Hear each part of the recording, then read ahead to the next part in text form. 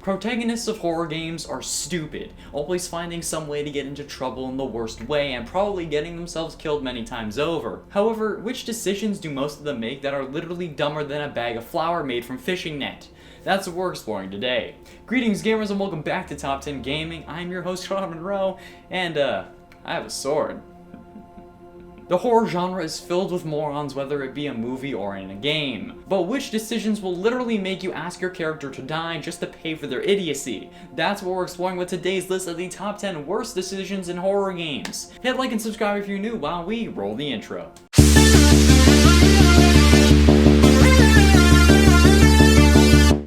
And at 10, starting the game.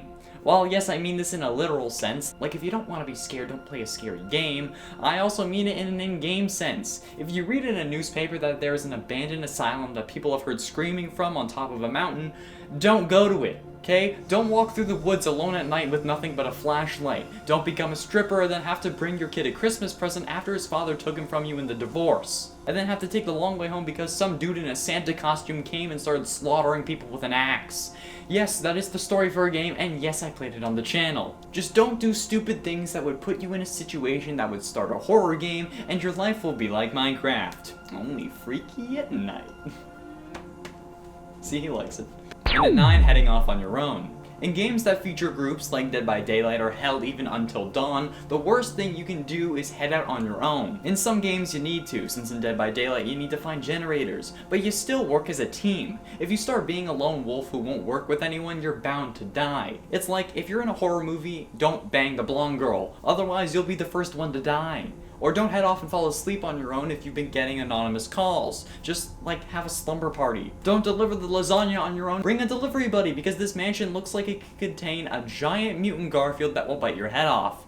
Yeah, I also played that game on the channel too. Use the buddy system if you might die, that's all I gotta say. And at 8, shooting the dog. This one is a little more specific, but it's honestly a very valid point. Duck Season is a VR horror game along the lines of Duck Hunt. You play Duck Hunt in VR, then the dog in the game comes out of it, starts filming you, and then eventually kills your mom and you. However, the latter half of that, the whole dog coming out of the game thing, only occurs if you shoot him. If you play through the whole game and never shoot the dog, your mom will live, you won't die, and you won't have to abandon your home after burying your mom in the backyard, if you get that ending.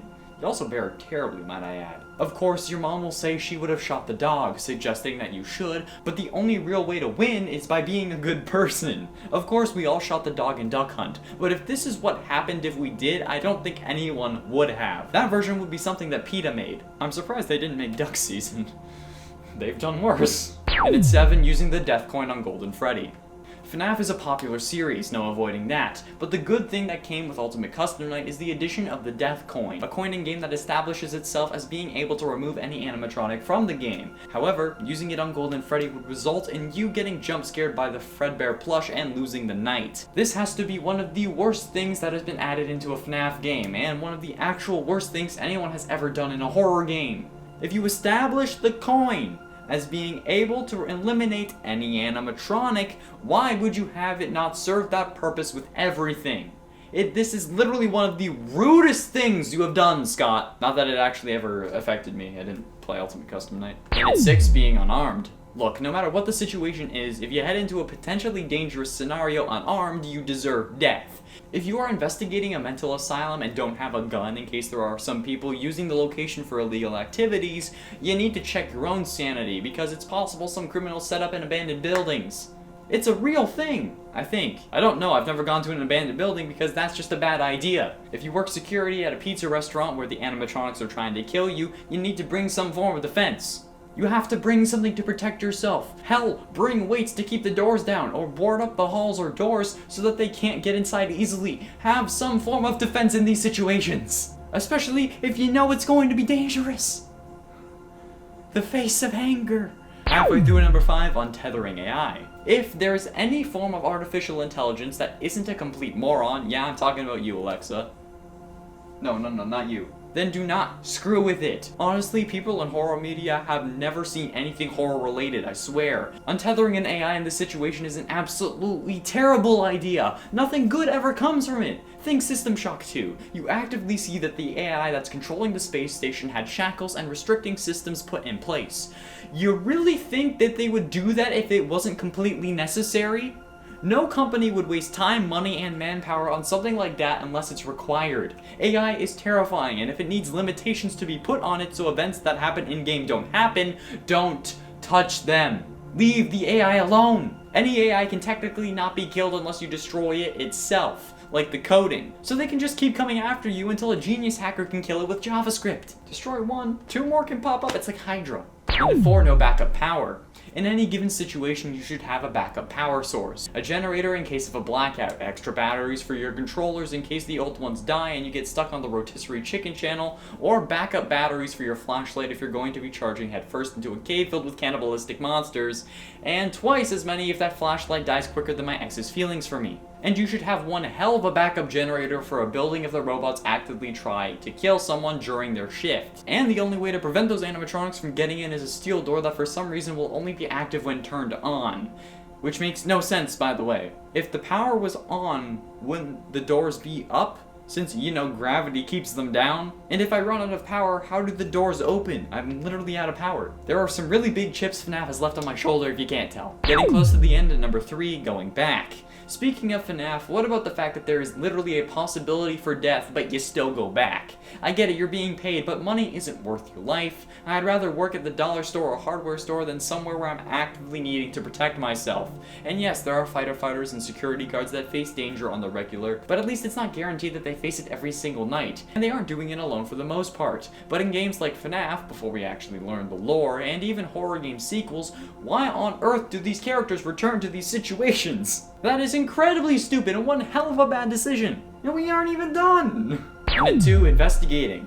However, you won't need to go back if you never check it out in the first place. While yes, you can be on your way home from work at night and then have to walk through a forest with a monster in it, or you could be on your way to your friend's place, but if you all of a sudden hear a roar or a gunshot or a scream, why would you investigate? Look, don't get me wrong, if someone is screaming for help, I'll turn my head and see if I can help, but I will call the authorities and say, hey, I heard someone screaming bloody murder at the corner of blank and blank.